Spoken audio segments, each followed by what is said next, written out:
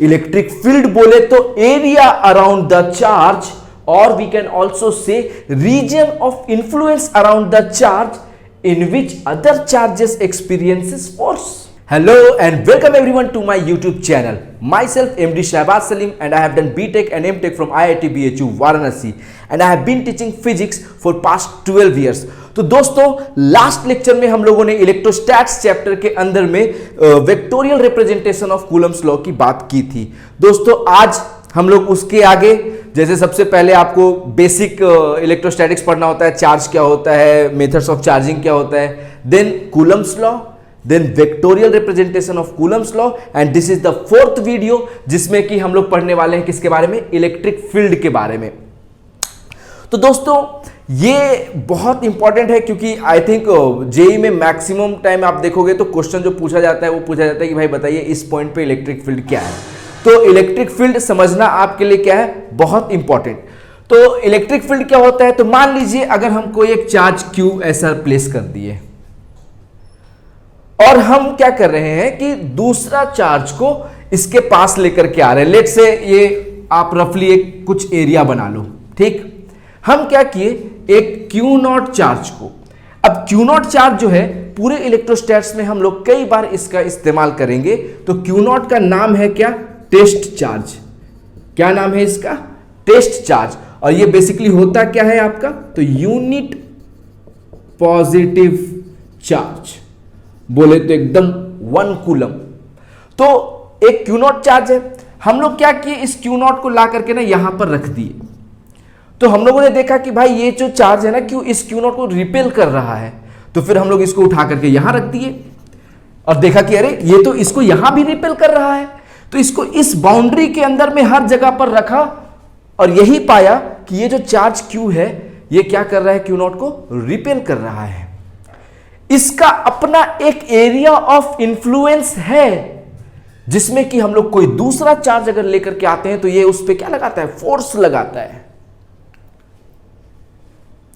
और इस बाउंड्री के बाहर यहां पर रखा तो देखा कि अरे ये तो इस पे कोई फोर्स नहीं लगा रहा है, इस पे कुछ भी फील नहीं हो रहा है, ना पुश फील हो रहा है, ना पुल कुछ भी फील नहीं हो रहा है। और इस बाउंड्री के बाहर हर जगह पर कुछ भी फील नहीं हो रहा है, कोई फोर्स नहीं लग रहा, ना अट्रैक्शन का ना रिपल्सन का, कोई फोर्स नहीं लग रहा है।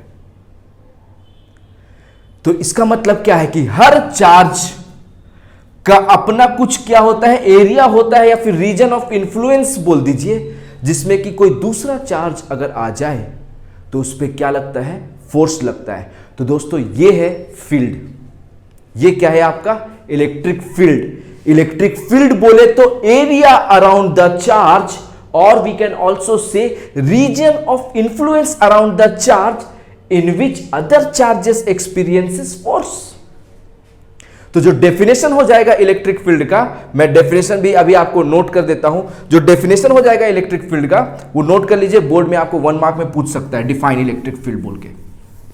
एंड दोस्तों ऐसे ही पढ़ाते समय जो भी चीजें आपका बोर्ड में होंगी, मतलब ऐसा नहीं है कि आपको मेरा जो वीडियो है ये सिर्फ जेई मेंस या फिर जेई एडवांस के लिए ही है, ऐसा नहीं है। मैं आपको फिजिक्स सिखाऊंगा, जनरल फिजिक्स, जिसे पढ़ करके आपसे जेई मेंस, जेई एडवांस या फिर बोर्ड्स किसी का भी क्वेश्चन हो आप सॉल्व कर दोगे। मेरा मानना है ना कि अगर आपको फिजिक्स आता है तो फिर चाहे क्वेश्चन किसी का भी हो, बोर्ड्स, मेंस, एडवांस, अगर आपको फिजिक्स आता है ना, फिजिक्स कॉन्सेप्ट का चीज है, फिजिक्स रटने की चीज है ही नहीं, फिजिक्स तो समझने की चीज है। अगर आप किसी चीज को समझ गए तो फिर आप उससे पूछे गए हर क्वेश्चन का आंसर कर सकते हो। तो दोस्तों आप आराम से मेरा वीडियो देखिए, स्पेशली जो नीट के जो बच्चे हैं, नीट के बच्चों को मैं स्पेशली रिकमेंड करूंगा कि देखो आप जो फिजिक्स आपको पूछा जाता है नीट के एग्जाम में, और कट ऑफ तो आप लोग देख ही रहे हो, इस बार कितने लोगों ने फुल में फुल स्कोर कर दिया, अलग ही लेवल पे स्कैम चल रहा है, हाँ कि नहीं। तो आपको फिजिक्स में भी फुल स्कोर करना पड़ेगा। तो जिस लेवल का फिजिक्स आपको पूछा जाता है ना, आप उससे ऊपर लेवल का फिजिक्स पढ़ो। आप मेरा वीडियो देखो, जो मटेरियल मैं फॉलो करने बोलता हूं आप वो मटेरियल को फॉलो करो, आपको कभी कोई दिक्कत नहीं आएगी। आप नीट में पूरा का पूरा 45 के 45 क्वेश्चंस को आप सॉल्व करके फुल स्कोर कर सकते हो, हाँ कि नहीं। तो बिल्कुल जेई मेंस हो, एडवांस हो, बोर्ड हो, नीट वाले हो, आप बेझिझक मेरा वीडियो देखिए, हम आपको फिजिक्स से सिखाएंगे, प्योर फिजिक्स। तो दोस्तों ये इलेक्ट्रिक फील्ड का जो डेफिनेशन हो जाएगा, डेफिनेशन भी आप नोट कर लीजिएगा। Region of influence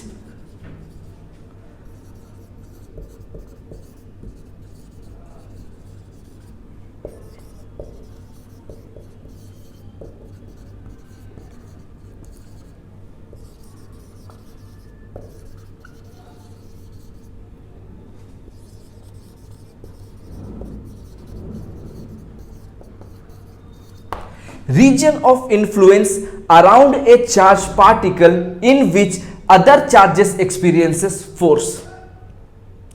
So this region will be called as electric field of that charged particle. तो दोस्तों इलेक्ट्रिक फील्ड का मतलब क्या हो गया? Area, area around charge particle, जिसमें दूसरे चार्जेस अगर आ जाए उस एरिया में तो उन पे क्या लग जाता है? फोर्स लग जाता है।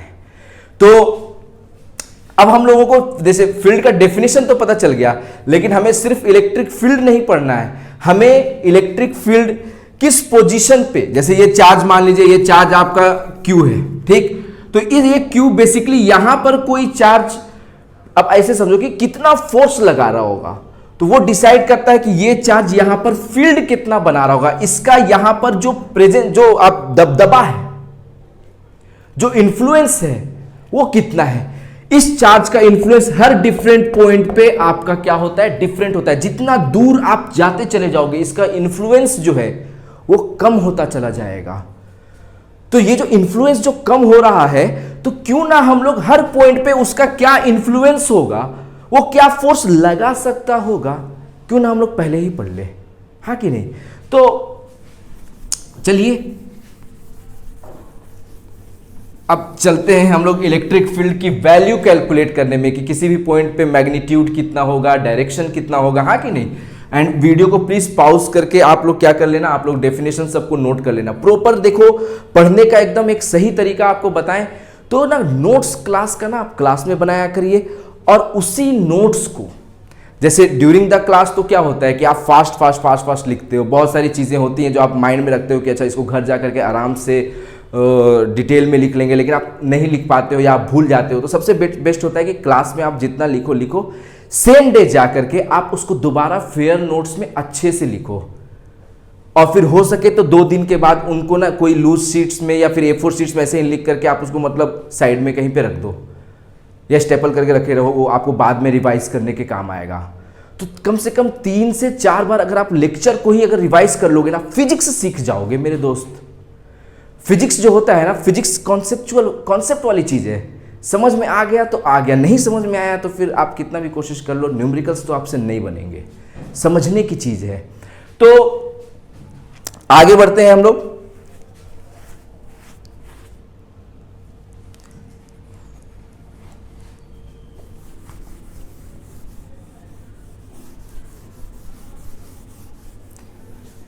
तो अब हम लोग बात करेंगे किसकी? Electric field.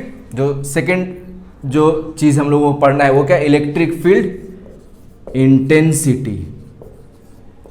इंटेंसिटी बोले तो इलेक्ट्रिक फील्ड का मैग्नीट्यूड भी और डायरेक्शन भी बोले तो अब हम लोगों को क्या करना है? We have to calculate electric field intensity का मतलब क्या है? We have to calculate magnitude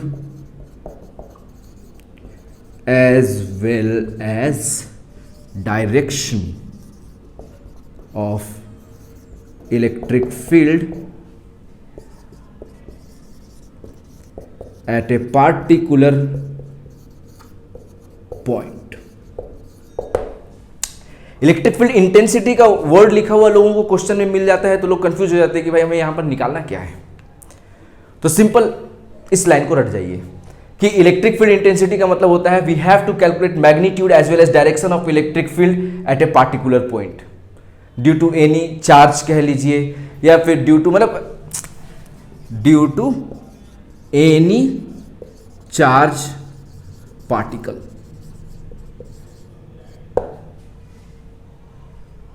मतलब आपको इलेक्ट्रिक फील्ड की ना वैल्यू निकालनी पड़ेगी कि किसी भी रीजन में अगर इलेक्ट्रिक फील्ड है तो किस पॉइंट पे कितना है। ठीक, तो चलिए डेफिनेशन आई होप आप लोगों ने नोट कर लिया होगा कि इलेक्ट्रिक फील्ड इंटेंसिटी का मतलब क्या है कि बेसिकली हमें इलेक्ट्रिक फील्ड की मैग्नीट्यूड और डायरेक्शन निकालनी पड़ेगी किसी भी पॉइंट पे। ठीक, तो सबसे पहले जो हम लोग पढ़ेंगे वो पढ़ेंगे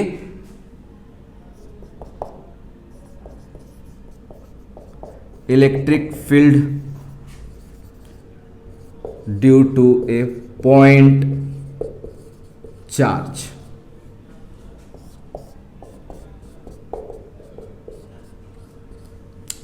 कि किसी पॉइंट चार्ज के कारण इलेक्ट्रिक फील्ड कितना होता है। तो दोस्तों मान लो कि आपका कोई एक पॉइंट चार्ज है Q। ठीक, हमको इस Q के वजह से देखना है कि किसी भी लेट से आपका R डिस्टेंस दूर यहां पर कोई पॉइंट है, एक पॉइंट कह दीजिए लेट से पॉइंट A। ओके, तो बेसिकली इस पॉइंट ए पे इलेक्ट्रिक फील्ड की वैल्यू कितनी होगी ये हमें निकालना है। We have to basically find मतलब electric field due to a point charge. ठीक, कि पॉइंट चार्ज के कारण इलेक्ट्रिक फील्ड कितना होगा किसी भी पॉइंट पे। तो मान लो हम लोग पॉइंट ए पे इलेक्ट्रिक फील्ड निकालने जा रहे हैं, तो हम लोग सबसे पहला काम क्या करेंगे कि अपना जो टेस्ट चार्ज है उस क्यू नॉट को यहां पर लाकर रख देंगे। फिर ये क्यू जो होगा ये इस क्यू नॉट को इधर रिपेल कर देगा, हाँ कि नहीं। ये फोर्स लगाएगा कौन, आपका फोर्स लगाएगा ये कैपिटल क्यू लगाएगा किस पे, इस क्यू नॉट पे। दोनों पॉजिटिव चार्ज है, रिपल्सन होगा, तो ये प्लस क्यू इस क्यू नॉट को उधर रिपेल करेगा। और जो फोर्स लगेगा एफ वो कितना लगेगा, K Q Q naught by R square. तो अगर हम लोग एफ बाई क्यू नॉट निकालें तो एफ बाई क्यू नॉट अगर निकालेंगे तो बाकी जो भी चीजें बचेंगी के क्यू बाई आर स्क्वायर वो किस पे डिपेंड कर रहा है, वो जो चार्ज जो फील्ड प्रोड्यूस कर रहा है उसी चार्ज पे डिपेंड कर रहा है। और उस चार्ज की वजह से किसी पॉइंट पे आप निकालो वो डिस्टेंस पे डिपेंड कर रहा है। यानी अगर आप कोई भी चार्ज यहां पर ला करके अगर रख देंगे इस पॉइंट पे तो एफ बाई उस चार्ज की वैल्यू तो हमेशा फिक्स रहेगी ना, के क्यू बाई आर स्क्वायर। तो ये एक ऐसी चीज हो गई जो हर पॉइंट पे क्या रहती है, फिक्स रहती है। आप उस पर अगर 10 कूलम चार्ज लगाओ लेकर के आओगे तो हो सकता है 10 न्यूटन फोर्स लगाए, 20 कूलम चार्ज रख दोगे तो हो सकता है 20 न्यूटन फोर्स लगाए।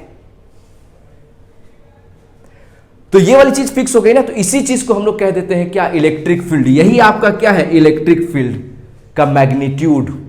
और डायरेक्शन, तो जो फोर्स का डायरेक्शन होता है मेरे दोस्त, फील्ड का भी डायरेक्शन क्या होता है, वही होता है। मतलब सीधे आप क्यू नॉट को बोलोगे, क्यू नॉट पे जो इलेक्ट्रिक फील्ड, इसके कारण जो इलेक्ट्रिक फील्ड होगी उसकी डायरेक्शन किधर होगी, इस तरफ।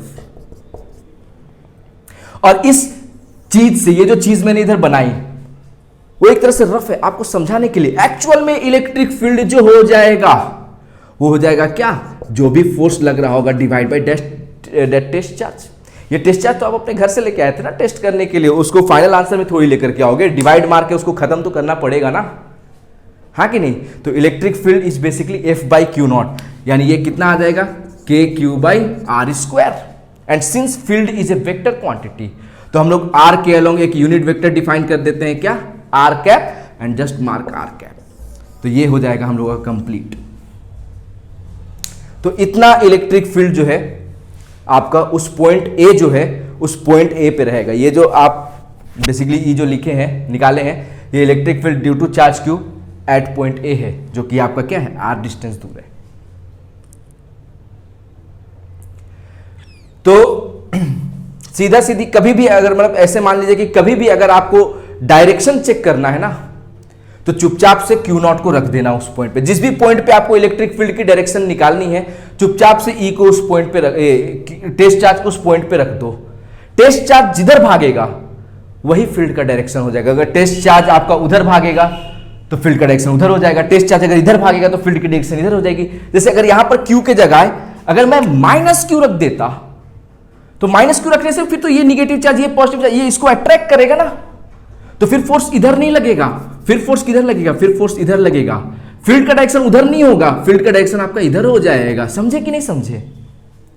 अगर इलेक्ट्रिक फील्ड की डायरेक्शन आपको देखनी है तो चुपचाप से क्या करिए, क्यू नॉट को वहां पे रख दीजिए। क्यू नॉट जिधर डेविएट कर गया, क्यू नॉट जिधर डिफ्लेक्ट कर, जिधर भाग गया, वही आपका डायरेक्शन हो जाएगा किसका, इलेक्ट्रिक फील्ड का। Easiest way to determine the direction of electric field. तो आई होप यहां पर आपको electric field due to a point charge समझ में आ गया होगा। चुपचाप से आपको क्या करना है, electric field due to a point charge simple KQ/R² कर देना है। ठीक, एक एग्जांपल मैं आपको दे देता हूं कि मान लीजिए अगर आपको सिंपल कोई 2 कूलम चार्ज ऐसे रख दिया गया है और आपको बोला है इससे 1 मीटर दूर किसी भी पॉइंट ए पे इलेक्ट्रिक फील्ड की वैल्यू क्या होगी। तो चुपचाप से यहां पर हम लोग अपना Q0 रख दिए, देखे कि ये 2 कूलम पॉजिटिव चार्ज है, इस Q0 को इधर रिपेल किया तो आपको यही इलेक्ट्रिक फील्ड का जो फोर्स का जो डायरेक्शन होता है, फील्ड का भी वही डायरेक्शन होता है, तो फील्ड आपको उधर लग गया।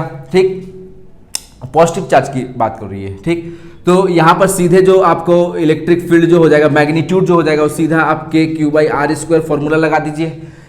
K होता है आपको कितना, 9 × 10⁹।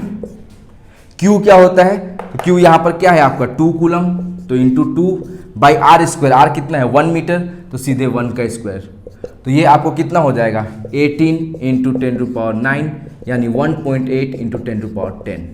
ठीक, और इसका यूनिट क्या हो जाएगा, तो फोर्स पर यूनिट चार्ज है एक तरह से इलेक्ट्रिक फील्ड आपका, तो यूनिट में आप न्यूटन पर मीटर भी लिख सकते हो, सॉरी न्यूटन पर कूलम। तो बोलिए आपको electric field due to a point charge समझ में आ गया। तो दोस्तों इस वीडियो में हम लोगों ने क्या क्या देखा, क्या क्या सीखा, इलेक्ट्रिक फील्ड सीखा कि इलेक्ट्रिक फील्ड क्या होता है, और इलेक्ट्रिक फील्ड एक पॉइंट चार्ज के द्वारा किसी भी पॉइंट पे कितना होता है, उसकी मैग्नीट्यूड क्या होती है, उसकी डायरेक्शन क्या होती है।